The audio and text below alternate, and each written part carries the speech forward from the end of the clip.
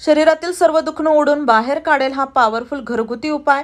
20-30 वर्ष जुनं दुखणं देखील बरं होईल या पॉवरफुल देसी उपायाने। आणि घरातीलच काही वस्तूंचा वापर करायचा आहे। गोळ्या औषधं घ्यायचं विसराल, रात्री निवांत झोप येईल। त्यासोबतच गुडघेदुखी, कंबरदुखी, टाचदुखी, पायदुखी, हातापायाच्या नसा आकडणे किंवा जसं बऱ्याच वेळा हातापायाला खूप जास्त अशा मुंग्या येतात, तर अशा प्रकारच्या सर्व त्रासांवरती हा रामबाण उपाय आहे। एकदा नक्की करून बघा। Video step by step follow करा, 100% रिझल्ट मिळेल।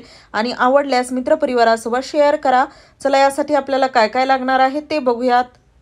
तर इथे बघा, आपल्याला घ्यायचं आहे लसूण। लसणाच्या 4-5 कळ्या अशा घ्यायच्या। याला मी सोललं नाही, तुम्ही सोलून देखील वापरू शकता, पण नाही सोललं तरी काहीच हरकत नाही। याला आपल्याला असं बारीक ठेचून घ्यायचं आहे, ओबडधोबडच थोडंसं असं बारीक करायचं। त्यानंतर बघा, आपल्याला इथे लागणार आहेत मेथी दाणे। मेथी दाणे आपल्या घरामध्ये नक्की असतात आणि याचे भरपूर फायदे आहेत, जसं केसांसाठी किंवा इतर एखाद्या दुखण्यावरती किंवा स्किनसाठी। तर याचा तुम्ही हा वापर एकदा करून बघा, कमालीचा फरक जाणवेल। आणि जास्त नाही, 1-1.5 चमचा असे मेथी दाणे घ्यायचे आहेत आणि याला आपल्याला थोडंसं बारीक करून पावडर करायचं आहे। जास्त बारीक नाही झालं तरी चालेल आणि मिक्सरच्या भांड्यात देखील तुम्ही याला असं बारीक करू शकता। पण छान मेथी दाणे वाळलेले असतील तर अगदी खलबत्त्यात देखील खूप लवकर असे बारीक होतात।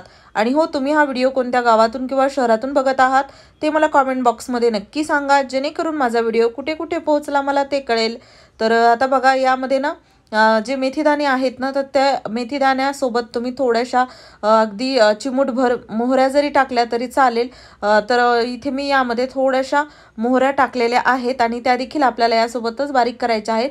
अगदी फोडणीमध्ये, मसाल्यामध्ये यूज होणाऱ्या मोहऱ्या आपल्याला इथे वापरायच्या आहेत। मोहरीचं तेल कोणत्याही दुखण्यासाठी खूप चांगलं असतं, पण तुमच्याकडे ते तेल नसेल तर तुम्ही ते मोहऱ्या वापरा, त्याचा फायदा तुम्हाला मिळेल। आणि आता बघा, इथे आपल्याला हे पावडर असं काढून घ्यायचं आहे, जे आपण मेथीदाण्याचं तयार केलेलं आहे। थोडंफार मोठं राहिलं तरी काहीच हरकत नाही।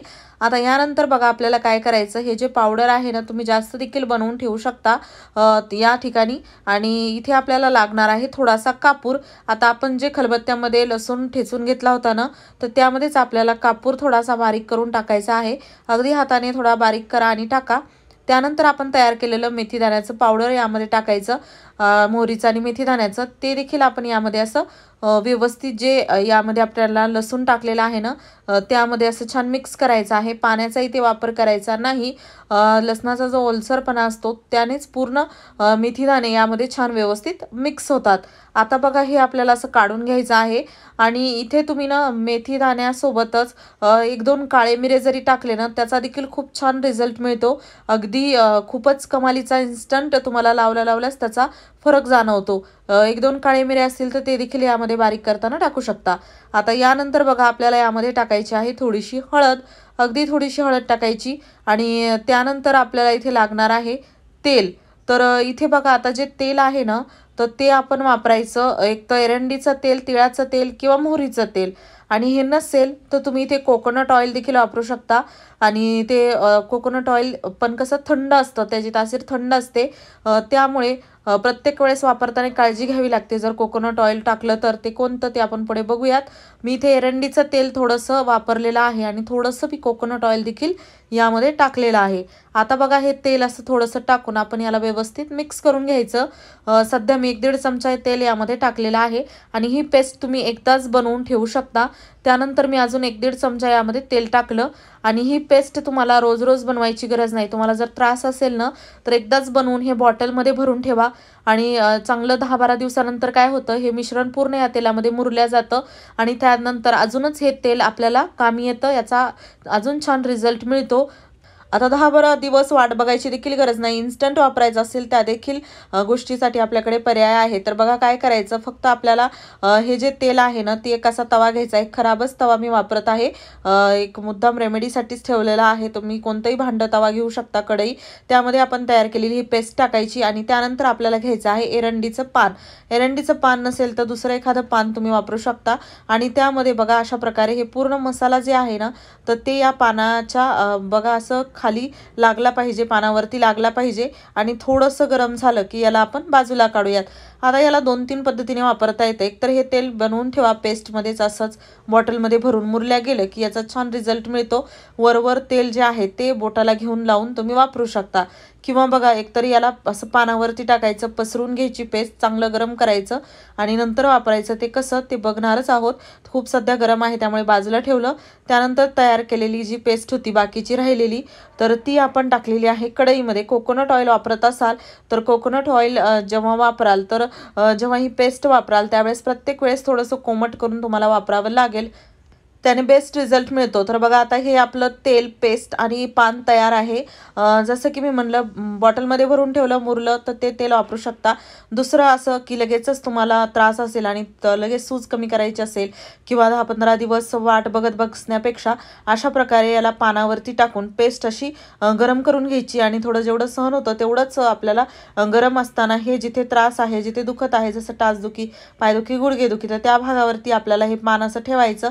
ठेवल्या क्षणीच तुम्हाला जाणवेल की खूप छान रिलॅक्स वाटतं, शेकल्या जातो तो भाग. त्यासोबतच अगदी ब्लड सर्क्युलेशन चांगलं होतं आणि सूज असेल तर ती देखील काही सेकंदातच उतरायला लागते. हळूहळू याचा रिझल्ट तुम्हाला जाणवेल आणि अर्धा ते 1 तास बांधून ठेवायचं. त्यासोबतच बघा दुसरी पद्धत याला वापरण्याची. आता हे जे तेल आहे ना, तर ते तेल तुम्ही एकतर जसं भरपूर दिवसांसाठी ठेवू शकता किंवा प्रत्येक वेळेस वापरण्या अगोदर असं कोमट करायचं, वाटीतच हे ठेवायचं. थोडी वाटी गॅसवरती ठेवायची, गरम करायचं आणि जिथे दुखत आहे तिथे आपण सरळ याला अशा प्रकारे मालिशसाठी, मसाजसाठी वापरायचं. खूप छान वाटतं, एकदा करून बघा. यामध्ये ज्या पण आपण वस्तू वापरलेल्या आहेत त्याचे कोणते साईड इफेक्ट नाहीत. अगदी सर्वांना सूट होणाऱ्या, सर्वांच्या घरी उपलब्ध असणाऱ्या वस्तूंचाच आपण वापर केलेला आहे. आणि त्याचसोबत कसं होतं, हे जे तेल आहे ना ते स्वस्तात मस्त घरी बनतं. जसं बऱ्याच वेळा काय होतं, जॉईंट पेन असतो, गठिया असतो, तो त्रास तर अगदी सहन होत नाही, चिकनगुनिया म्हणा, तर यामध्ये ना हाडं असे खूप जास्त दुखायला लागतात. तर अशा वेळेस काय करायचं, जास्त चोळायचं नाही, जास्त दाबून, फक्त हे तेल असं लावायचं थोडंसं आणि हलक्या हलक्या हाताने आपल्याला मसाज, मालिश करायची आहे. आणि जिथे पण त्रास असेल, जसं आता मी पायावरती दाखवत आहे तुम्हाला, गुडघ्यावरती, तसंच खांद्यावरती, कमरेवरती देखील तुम्ही याला लावू शकता. आणि खूप जास्त दुखत असेल, हातपाय मुरगळला असेल, दुखत असेल, लहान मुलं देखील इकडे तिकडे पडून येतात, हातपाय त्यांचा दुखतो, थोडीशी सूज येते, तर त्यावेळेस काय करायचं, ही जी पेस्ट आहे ना, ही तर आपण अशीच ठेवलेली आहे यामध्ये, तर ही अशी गरम करायची आणि गरम गरम याचा लेप लावायचा जिथे आपल्याला दुखत आहे त्या ठिकाणी किंवा सुजलेलं आहे त्या ठिकाणी.